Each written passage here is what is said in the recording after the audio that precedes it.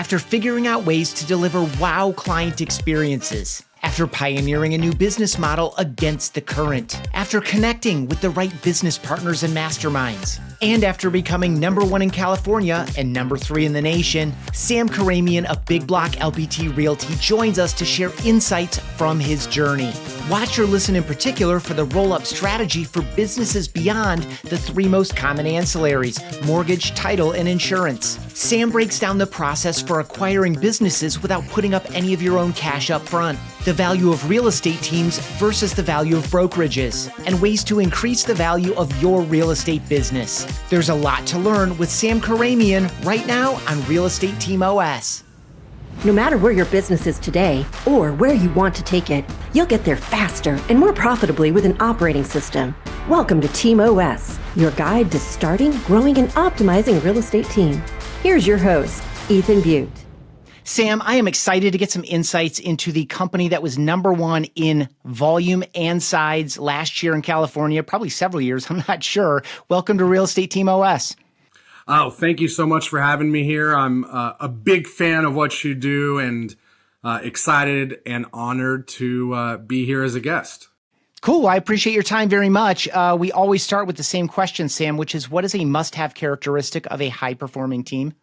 A leader that has pig-headed determination. Pig-headed enough to do the hard things instead of the easy things. Pig-headed enough to invest in their team's development. Pig-headed enough to be grateful but not satisfied. I think that's a big component of it, right? At the end of the day, the entire business comes down to performance, right? Like how is everyone performing? Are we maximizing our conversion rates? Are we at the same time creating the most profitability that we can inside of the lanes that we're driving in? And I think that all of that is just, it's discipline. It's pig-headed determination. It's the thought process that I'm going to do what others won't because this is where my competition stops. And if we can focus on that, and just do the hard things, then, luck follows motion.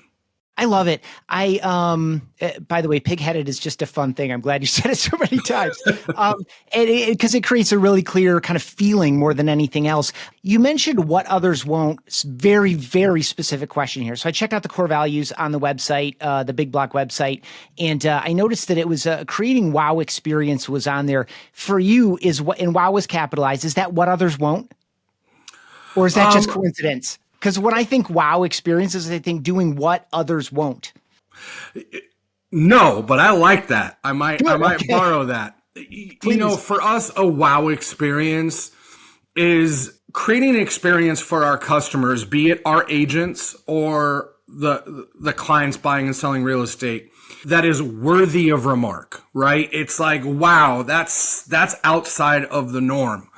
And for us, I've always taken the thought process that when we're selling real estate, building a team, building a brokerage, everybody has splits, everybody has leads, everybody has tech stack, right? That's just a prerequisite. What is it that we can do that sets us apart in our own fashion, in our own light?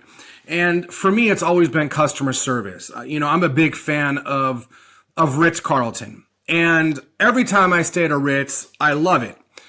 At the same time, I ask myself, why am I spending $900 a night instead of $300 a night? The beds are mostly the same. The pillows are mostly the same.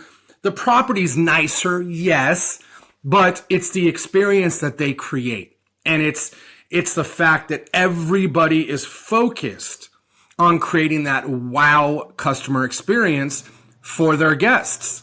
So there's a great book that we read early on that was kind of one of the key pillars of how we've ran our companies, which is, the book is called The New Gold Standard. And it's about the Ritz Carlton experience. So for us, just really understanding that the most unquantifiable metric that you have for growth is creating an experience that's worthy of remarkable experience. And when you do that well, then your customers, your clients, your agents, they become your marketing. They become your brand advocate. And I think that a lot of industries, including ours, that has been forgotten, or it's never even really been paid attention to. So for us, it's all about creating that experience that makes people feel at home, makes them excited to talk to other people about us. And it also creates really strong retention and stickability. Yeah, man, so much good stuff in there. I'm really glad I wasn't intending to ask that. And by the way, some of the ways you create that is by doing what others won't, in this case, in the seat of an agent on behalf of your client, anticipating needs rather than waiting and reacting to, demands and requests and such. I appreciate, too, your nod to the fact that you're creating something that is insanely valuable but cannot be quantified or measured. And I think that's one of the reasons that it's always been kind of a background thing. I talk with some people that just get it intuitively. They trust, they believe, they know that it's a thing, and they invest real dollars in things that don't provide obvious or even measurable. But these are obvious returns, but they're not measurable returns. More people coming to you unsolicited and pre-sold because their best friend or their coworker or their aunt or uncle said, you have to work with her. She's freaking amazing. And that has value, especially in a world where, we're buying leads and we're chasing leads and we're working. Like, if someone comes pre-sold and without a dime spent, that was worth whatever investment in training or whatever. Anyway. Yeah. And the thing is, Ethan, they come with less objections. Yeah. Right? They move quicker. You're collapsing time. Yes, it's unquantifiable because you can't measure it. Like, you can't put it on a chart and say, if we just do this much customer service, it's going to yield this return. It's an impossible measure. But understanding that at the end of the day, it's what really drives people, and leaning into providing that experience, it's a game changer. Give us like the 3-minute-ish version. Like, when did you start Big Block? It was kind of a pioneering model from like a fees and commission standpoint. What was going on for you in your life at that time? And how did you go from, I'm going to try this thing, to being number one in the, one of the world's, I think, top 10 economies, which is the state of California? Yeah, thank you. So I got into real estate in 2007, right before the crash. And that was one of the best things that ever happened to me, because I learned how to do it when it was tough. And something that I say often is, when you learn how to do it when it's tough, then for the rest of your life, it's easy, right? Come 2009-ish, I turned into an investor. I was flipping properties. There was a lot of foreclosures, short sales, etc. And a big part of almost all of the business we were getting were through agents, right? It was referrals from agents. They could represent us on both sides, strong value prop. So I built a really strong relationship with a lot of agents. And then as the market started to correct, I was in a mastermind for real estate investing. And a lot of the guys in the room were more advanced than me in terms of age and financially. We flipped 300-400 homes. We were doing well. But the conversation really changed in the room from making spreads and flipping deals to reoccurring revenue by form of buying apartments and long-term holds. And that concept, like, I always knew about it, but it never really hit home. And I'm sitting there and I'm like, man, like, I like the idea of reoccurring revenue, residual income, right? And I just thought to myself, I'm like, sitting there in the room, I'm like, given what I have, what can I do to create this inside of real estate? college dropout. All I've done is real estate. I don't know anything else. So I thought to myself, man, I know a lot of agents, so I want to stay in real estate. I'd like to do something that's a little bit different. I like reoccurring income. And I was like, man, I bet you that if we started a brokerage and part of our value prop was agents can pay us $300 a month and have 100% commission, I bet you we could get a few hundred agents to do that. And then it just started to snowball in the brain. And within 2 weeks, I really went all in on launching Big Block, or we did. And it started in 2012. Our first year was really tough because we were the young guys doing something different. The competition didn't want us to win. I was coaching with Mike Ferry at the time directly, and he kept saying to me, he said, Sam, the competition won't allow it to go down the way that you want it to. And that really resonated with me. So I thought, okay, well, then that just simply means I have to outwork them. I have to outcall them. I have to outmarket them. I have to out-event them. I have to out-everything them. So we went really hard and just built a very strong recruiting machine. At its peak, I had 10 to 12 people in a boiler room just dialing to recruit agents. And they would have my calendar stacked. I mean, from 9 a.m. to 5 p.m., the team was just, I was in back-to-backs. Who were you attracting? Like, who were the first 100 agents? Like, what type of agent was agreeing to this? I mean, obviously, it looks very inexpensive, but it's also new. So, like, what, like, yeah. Is this too good to be true kind of scenario? Like, what types of people were like maybe the first 100 or 200 that stayed? Like, who shared that vision early on and who stuck? I'll tell you, in the beginning, it was the average agent, right? They're doing a couple deals a year, or maybe they're part-time. They weren't super well known. They didn't have a huge business. And then my business partner was friends with one of the biggest teams in San Diego, with the team leader. She was unhappy at the office that she was at. And because of the relationship, she gave us a shot.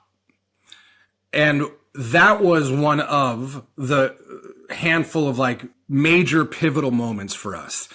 Because when Mary came over, all of a sudden the industry, meaning the agents, started to pay attention. They're like, okay, Mary did this, like this might be real. And then that combined with, I was like, okay, there's 300 agents at her office. Everyone knows that Mary left, and they're wondering why and where. So we just went, full throttle prospecting to that roster. So once we got that team, then really we started to attract all different categories, if you will. But really what set us apart after Mary came over is we created an environment that didn't matter what you were in the industry, a solo agent, brand new agent, top producing solo, or a team leader. We created an environment that would support your individual need. And for team leaders, it was the most amount of freedom. We would recruit onto their team for them. For the solo agent, amazing at that.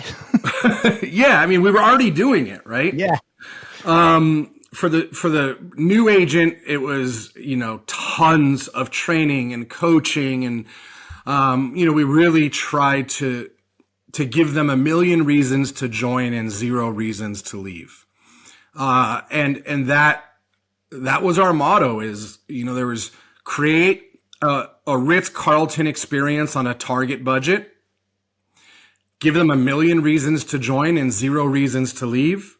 And if we just focus on those 2 things, we can create something special. Very specific follow-up here. On behalf of listeners, I'm just imagining, like, what can you do for a brand new agent for $300 a month? Was it just sheer volume that allowed you to provide massive support and coaching and training to get a new, because the new agent is like a lot of teams love it, but they've designed their whole thing around, I'm going to take 50% of every deal for the foreseeable future. And then they'll eventually graduate into something like a 70-30, et cetera, et cetera. And so I'm just thinking about the cash flow on new, is volume the answer here? Or what was the answer to being successful with new agents in that type of a model? It was all the above. Cash flow was really tough in the beginning because it's a volume play, right? I've coached a lot of people that wanted to start 100% shops. And I always said, look, until you get past a couple hundred agents, it's just burning cash. It's tough. So I stayed in production. I was doing other things to help my personal living.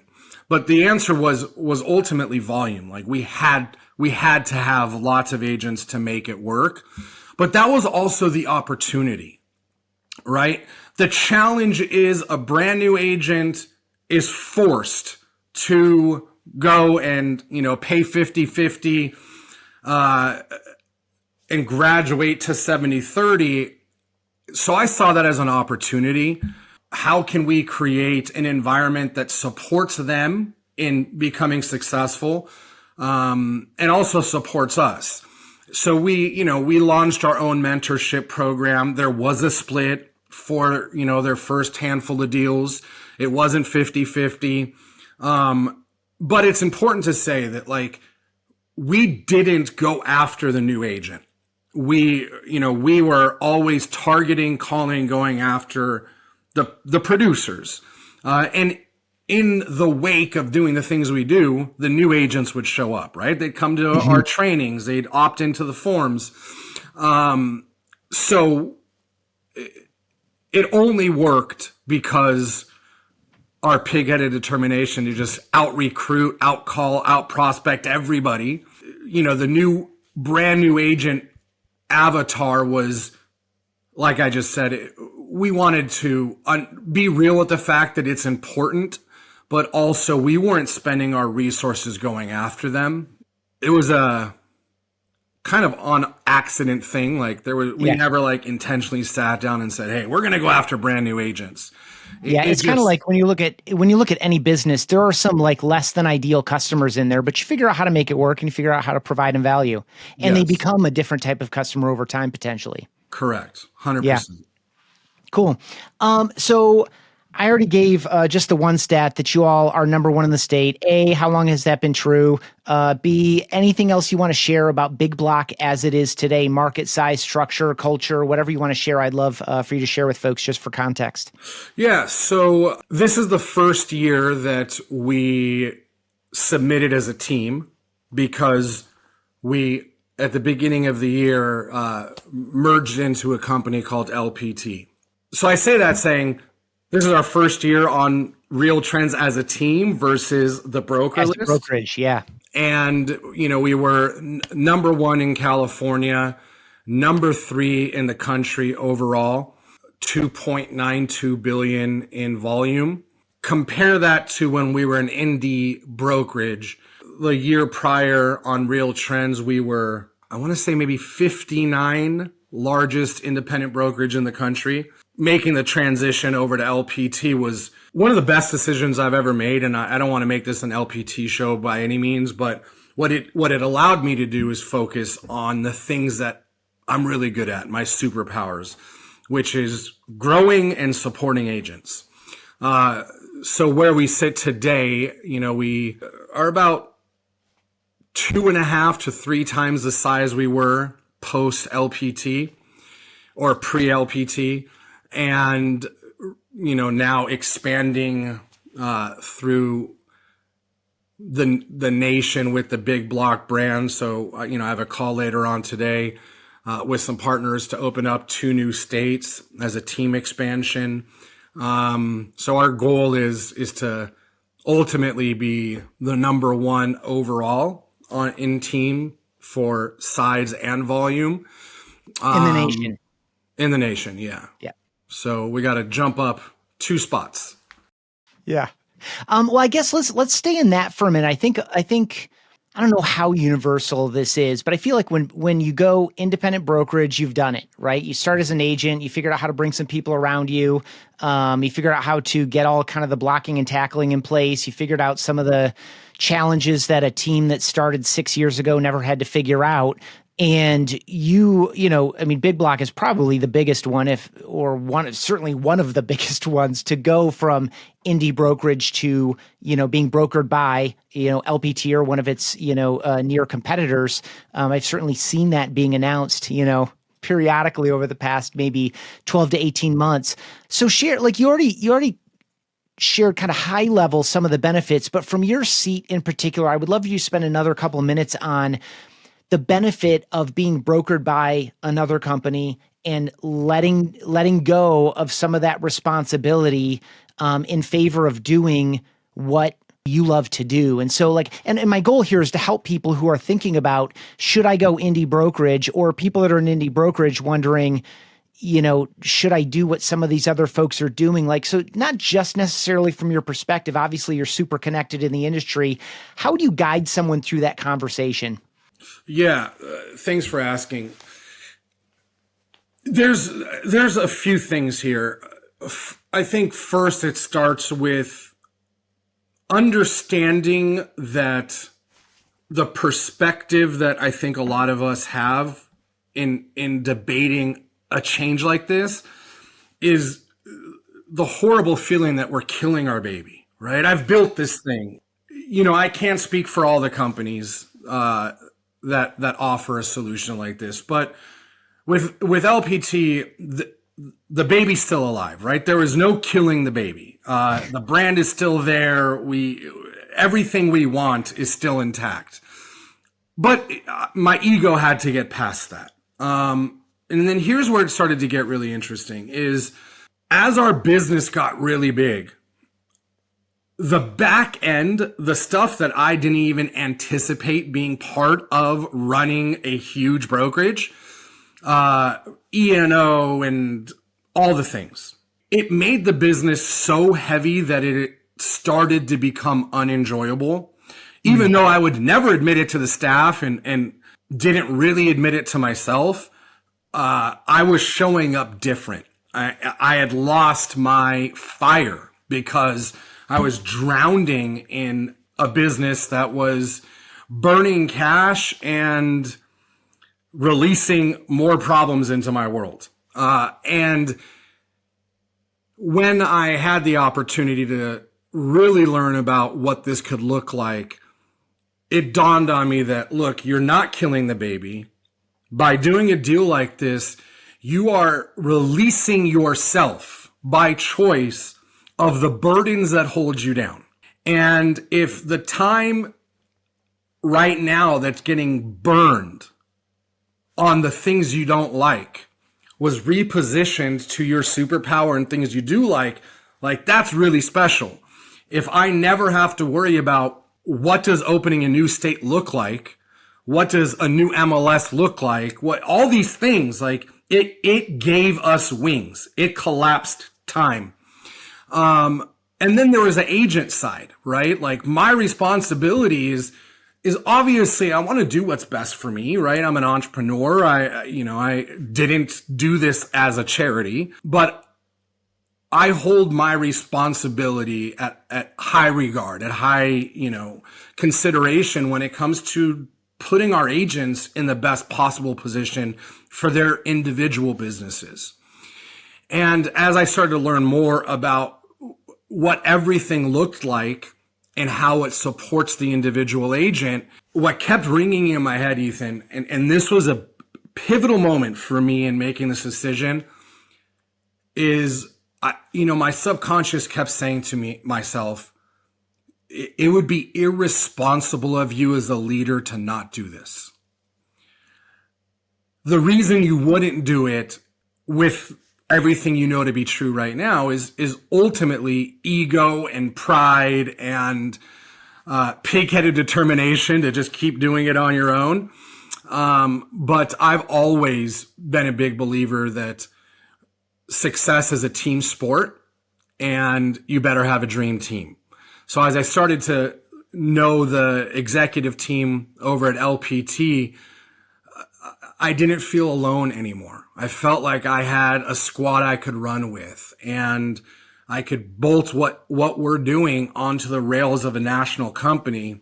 I haven't been this energized, this excited, this free in the sense of like the mental stresses and pressure and all that since the very early days of starting Big Block. You know, it's been quite remarkable how amazing it's been for me as a human. Forget about the business side of it. Yeah, I love that. Well, and it's like, I think it's a reason a lot of people start teams in the first place is they want to be doing more of what they really like doing. And some people catch themselves, as you said, like, I don't want to figure out how to open in a new state. So for folks watching and listening, whether you're listening in Apple Podcasts or Spotify, it's down below in the description. Listening or watching on YouTube, it's down below in the description. If you're watching or listening at realestateteamos.com, we write all these up. Down below in the description, I'm going to link up, Sam, that webinar that you did with Robert Palmer, where you go much deeper than we should go in this conversation on how you thought about it for the agents, the different paths that it opens up for agents that are already on the team and that are going to be joining. There's a lot more. If you want more on what we just spent, several minutes on, there's like a whole 45 minutes of an hour linked up down below. Would love to talk M&A a little bit because of your exposure to it over the years. Like, how did you first get exposure to it? And then we'll kind of move into some of my personal curiosities about it. Yeah. I got exposed to it through a mentor, now business partner, Roland Frazier. He ended up becoming a partner in Big Block and really started to expose me to two things. One was getting off the org chart, which, maybe we save that for another show. But the concept that acquisitions are the most predictable way, when done correctly, to accelerate where you're headed financially. And then I started to learn about roll-ups, which is the idea that you can take a bunch of individual businesses in the same industry or field, combine them into one, and create something that has what we call multiple arbitrage, ultimately a huge spread. Having him in my corner really supported my ability to even understand it, let alone go execute on it. And the first acquisition was, real quick, his whole thing, and now our thing, is no money out of pocket acquisitions, right? If I could acquire the businesses that support my goal, and it doesn't mean just brokerages or teams, right? What happens before a transaction? What happens during? What happens after? We want to own that ecosystem. And do it with no money out of pocket? What are you like? Are you kidding me? Of course. So our first one was a Facebook group. At the time, I want to say it was the maybe second or third largest real estate Facebook group on Facebook. We're able to close that deal with no money out of pocket. Doesn't mean the seller doesn't get money. It just means it doesn't come out of our pocket with the creative structures. And then I got the itch and I was like, man, I can do this. And so instead of buying brokerages or teams, we really leaned into the ancillary side of the business, right? Understanding that the wake is bigger than the ship. The ship is Big Block. It's big. But the wake it creates is much larger. And to be able to capitalize on that, to us seemed like the most obvious opportunity. And that led us into acquiring all sorts of different businesses, both in and now out of real estate that really support our financial goals. How did you target particular companies? Like, what were you looking for, and what is your engagement with them? Like, what is, what are you doing there in that? Great question. So first we started by making a list of every company that falls into before, during, or after. And we identified over 90 different companies that create commerce around a real estate transaction. And then I said, okay, the big three that everyone focuses on, like, yeah, we'll do those, but let's focus on the things that no one else is looking at. The moving company, the electrician, the home services, etc. So the way we started is we would reach out to these companies, non-RESPA regulated, and do an MSA where they would pay us an affiliate fee or referral fee for sending them business. Once we established that relationship and we found that this is a business that we can have an impact on, then that turned into, okay, we're going to go acquire this type of business. So for us, it was like test it first before we just decided to go buy it. And a lot of times the businesses we ended up buying were the actual companies that we were doing an MSA or an affiliate relationship with.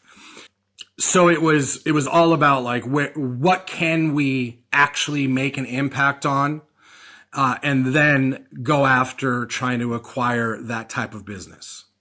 So from the MSA or affiliate relationship, you're doing a variety of things. You're building some familiarity, you're building some trust, you're actually getting probably a deeper or different look than you could from a superficial level, even if they were very open and transparent with you. Like, it's an actual functional relationship, and will this work over the long term? And so is that part of the vetting process, or is that just in general just like a functional warm up in the way that people tend to do it? Both. For us, it was one, regardless of wanting to buy a business that does X service, we want to have those relationships and the extra revenue for us and our agents. But it was a vetting process for us to know that we could actually make an impact in this type of business, right? Because every time you say yes to something, you're saying no to something else. And we wanted to make sure that we were acquiring businesses that supported us as opposed to just another business to own. For us, it was a combo of, yeah, it was vetting. And also we were going to create these MSAs with these companies either way. So for us, after we did it and we saw that we had an impact on said business, that was an indicator, okay, now this is something we should explore to go out and acquire inside of the holding company. I have a feeling that someone watching or listening right now is thinking like, well, I might get to that level at some point. But I have a feeling that this is accessible to a lot of people watching or listening.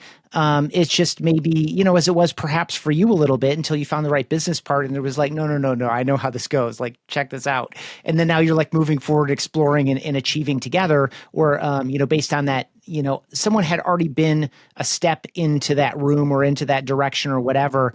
Open that up for someone else that's like, that never really imagined the idea of, for example, acquiring an electrician or a team of electricians, or, an HVAC or something else that kind of maybe makes sense in this zone that you're talking about. Like, how accessible could this be for someone?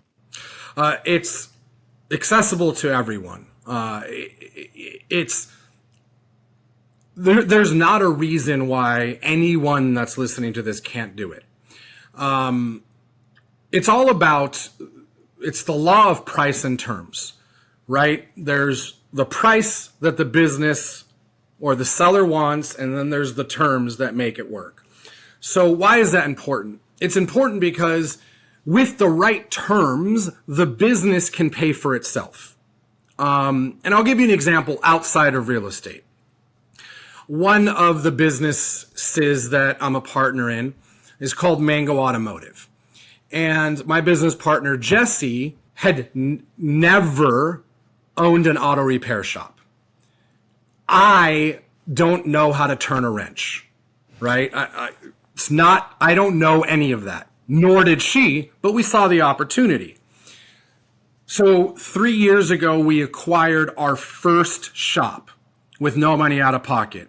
And I can, if we have time, I can go through the deal stack and help people understand how that deal came to life. But the first one we bought was a professionally managed shop, meaning the owner was not on the org chart. It had the full org chart filled out. So when we bought it, we weren't buying a job alongside the asset, right?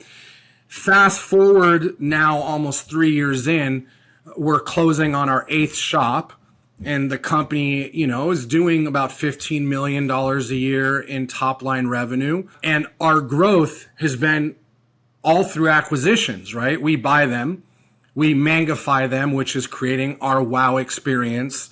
Our lobbies are clean. They got pink walls and nice wallpaper and comfortable couches and a refrigerator with like Celsius and water. And, we really leaned into the service side of it, customer service. But I say all that saying Jesse has, I think, 6 or 7 kids. Jesse has never been in the auto repair space. I can't even spell wrench, let alone use one. I'll just say that there's a letter in it that doesn't really belong there. Yes. But when you acquire businesses that are professionally managed, you are removing a lot of the perceived, I don't know how to do this risk, right? In regards to running the business. And then it's just about the deal stack, right? We've identified through Epic Network, which is our mastermind for mergers and acquisitions, we've identified almost 300 different ways that you can stack a deal to acquire it with no money out of pocket. And the reality is, not every seller is going to like the terms that you offer, just like real estate, right? But there's enough sellers that will. And for us, it's always, I'll give you, should I get to like one example of an acquisition? Sure, yeah. How the deal stacks? Yeah. So for like Mango Automotive, to just stay on that track, our average acquisition is a company that nets $500,000 a year. Okay. We pay a 3x multiple on it, which is 1.5 million. And our average acquisition, the seller carries a note, seller finances 90% of the purchase price over 10 years. So that means that we have $150,000 delta there, right? They're carrying 1.35. They need 150,000. So when you acquire a business, a lot of times they have assets. So in an HVAC company or an auto repair shop or whatnot, there's lifts and there's drills and there's all these assets. So when the shop has about, let's say, $600,000 worth of assets sitting inside the business, you can go get an asset-based loan against the assets. So we can get $150,000 asset-based loan against the assets inside of the business that we're acquiring, which now funds the gap for us. The seller gets their money down. They carry the 90% or whatever it is over a course of 10 years or 5 years or whatever you work out. The important thing to understand here is the business is netting, before we do anything to it, $500,000 a year. Seller financing of 135 over 10 years is $135,000 a year in debt servicing. Then the asset-based loan, let's say that's another $30,000 a year until it's paid off. So our debt servicing is under $200,000 for a business that's netting $500,000. So when I say the business pays for itself and anyone can do this, like literally anyone can do it. You just have to be real with the fact that it's all about how you negotiate terms. Yeah, and you're looking to push that 500 as well, so you could accelerate that coverage. Yes. Yeah. Because you're looking to probably drive top line, maybe add some improvement in efficiency and push that 500 net to $650. And now you're even further ahead of like the basic model. Yeah. And you do that, like you said, by either driving top line, which we're really good at because we have company that does a lot of real estate, right? And we're good at marketing. So we're able to double business on average at Mango in about 8 months just by doing what we know how to do. But then on the other side of it, we can create more profitability by centralizing a lot of what's happening on the org chart. Bookkeeping, HR, marketing, the list goes on and on. So by simply acquiring and putting it into the ecosystem that we have, integrating it into our current infrastructure, that creates profitability all on its own because we're able to cut expenses and trim some fat. So by creating profitability, by reducing expenses and also driving top line revenue, a shop that's doing 500,000, you can get that to doing $1 million. And where it starts to get exciting is now you take, a bunch of those and you roll them up into one. And I bought them for 3x, right? 3 times net income. Yep. When you get large enough, private equity will pay you, 12x or 15x. So when I said earlier we play multiple arbitrage, that's it. Like let's go acquire $10 million of net income and let's pay a 3x. That's 30 million. Now, once they're fully integrated and rolled up into one entity, and I go sell that 10 million of profit to private equity at a 15x, that's 150 million. So my spread there is $120 million. And that's, it's a good day in the office. Well, it's funny. We're kind of back to where you started with fix and flip. It's just on a different scale and a different timeline. It's 100% the same idea as a fix and flip. Yeah. Same principles, it's just unlocking that part of your brain to understand it. It's doable. And I'll tell you right now is a really special time with baby boomers and so many different things going on where, the average business owner, especially home services and all these what we call boring businesses, their kids don't want to take it over. Their kids want to go be TikTok influencers. Right. So we have this remarkable opportunity. Why pursue something stable and proven profitable for 2 decades? Exactly. Why do that? Let's let someone else identify that value and capitalize on it. Yeah. Yeah. So, it's a win-win. Like these sellers don't, they've been turning wrenches for 60 years or 40 years. They don't really know what they're going to do, but they know they want to move to Florida and go fishing. Yeah. So,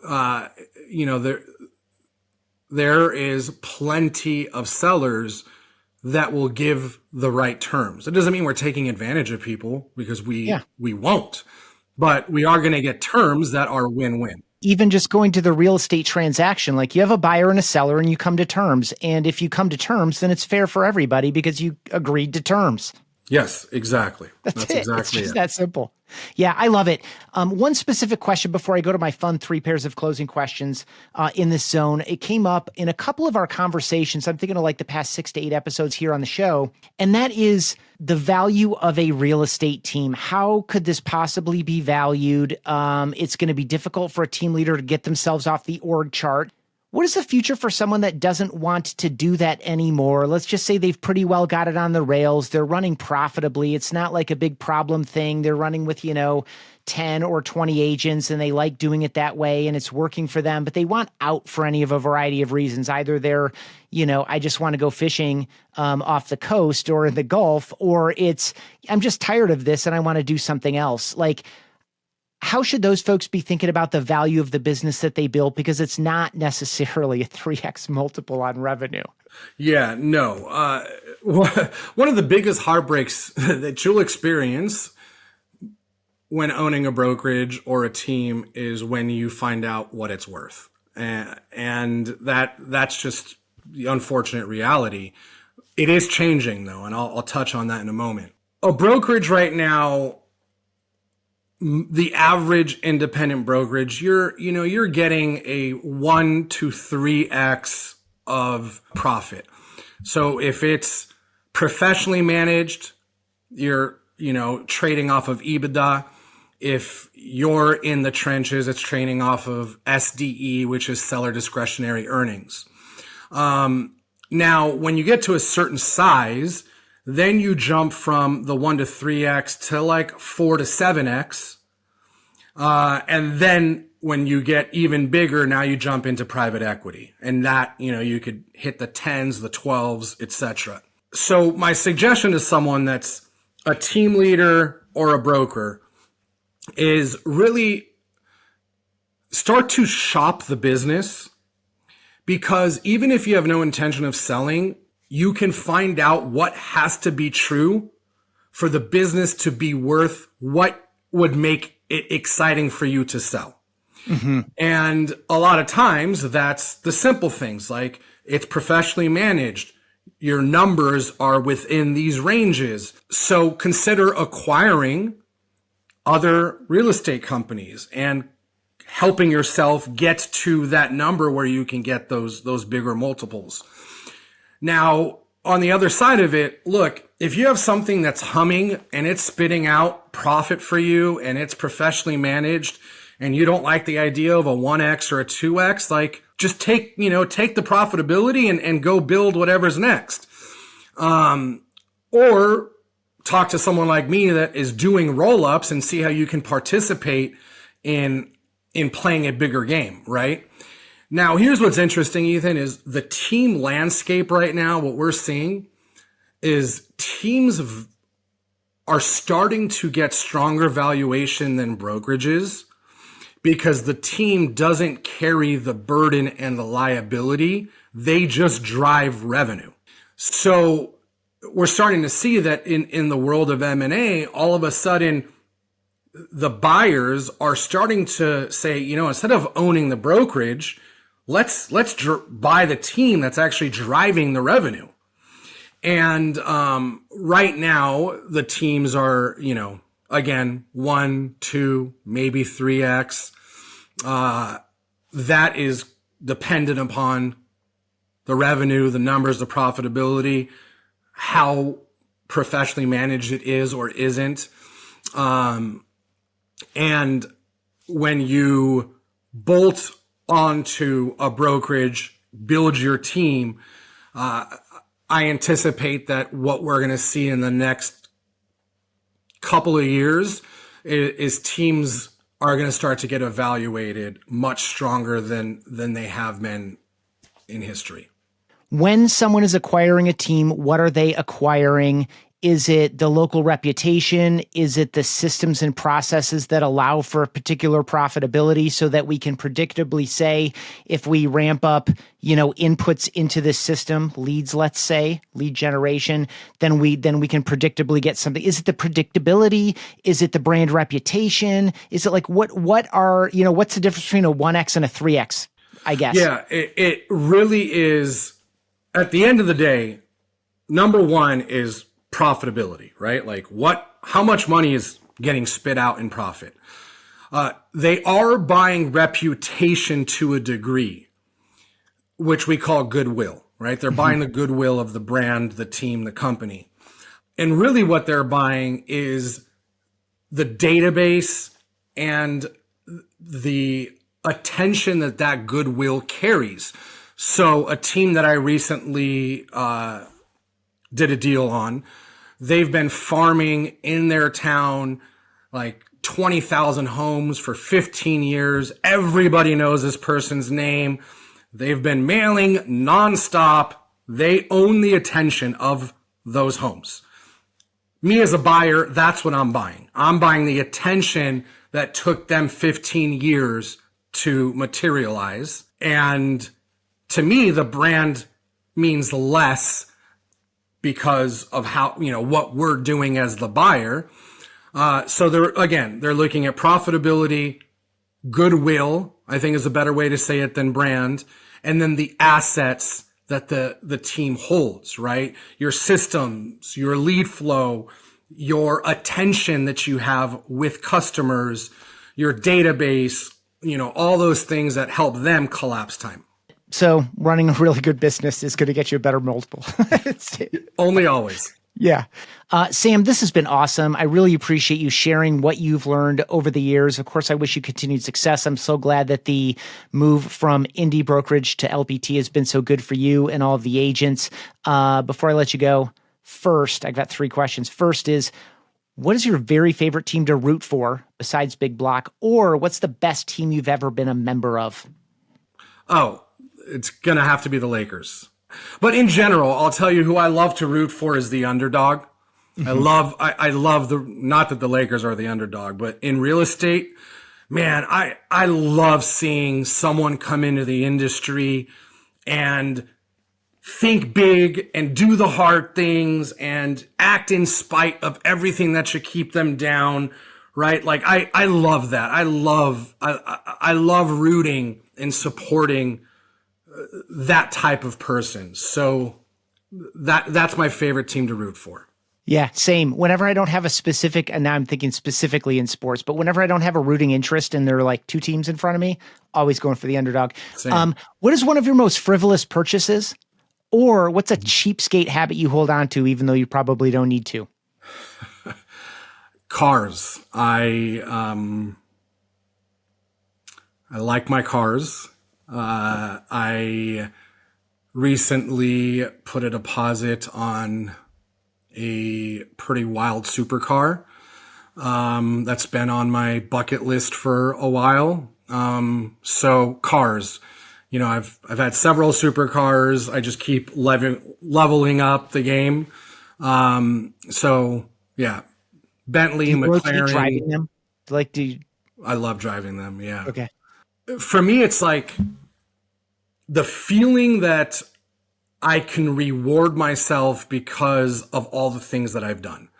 It's like pulling the door up and getting in, even if no one sees me. It's like, yeah, you did it. Like you did it. Like this is yours. And that's a badass car. And I love the noise and I love, just all of it. So for me, it's cars. And also I have an obsession, probably unhealthy obsession with leather goods. Mm-hmm. So, I spend more than I should on bags and backpacks and all those things. That's funny. That actually came up on a very recent episode. That's so funny. It's like a bag, wild. like bags. Yeah. What does it look like for you, Sam? Like, what are you doing when you're investing time in learning, growing, and developing? Or what does it look like for you? What are you doing when you're investing time in resting, relaxing, and recharging? That's a great question. For me, it's all about masterminds. I'm a big believer that success starts and ends with the environment you put yourself in. So I invest time and money in rooms with people that are where I want to end up. I want to be, the least successful person in the rooms that I pay to be a part of. I always make a joke that I pay for my friends, right? I'm paying to level up my peer group. So I've been a big fan of coaches and seminars and I still love all of that. But masterminds for me are really special because they really affect the way you look at possibility, the way you look at challenges. What's really interesting is they change the way you count, right? Like right now, you might be counting in thousands or in hundreds of thousands. But when you're in the right room with the right people, you start counting in millions and then tens of millions and then billions, right? So to me, it's masterminds have been the most pivotal part of our success. Really good. I love that. That also calls back to the beginning of the conversation too. Really well done. This has been an absolute joy. I know folks have gotten a lot out of it. If they have gotten to this point, they obviously enjoyed it too. Where should they go to learn more about you, follow up with you, connect with you? Thank you for asking. Instagram's probably the best. My Instagram is the number 9th, 9th, 0 spelled out. So the 9, THZERO. on Instagram, shoot me a message. If you care to, give me a follow. I always reply to my DMs. And I'm all about supporting you on your mission and your path, whatever that is. So if there's a way that I could be of value and support to you, the answer is yes. Now what's the question? Awesome. He did not share that specifically, an invitation to DM him, because he does not want to hear from you. He does. So follow the 90 on Instagram, linked up down below wherever you're watching or listening. Sam, appreciate you. Hope you have a great rest of your day. Likewise. Thank you so much. This has been really special, and I appreciate you having me on. Thanks for checking out this episode of Team OS. Get quick insights all the time by checking out Real Estate Team OS on Instagram and on TikTok.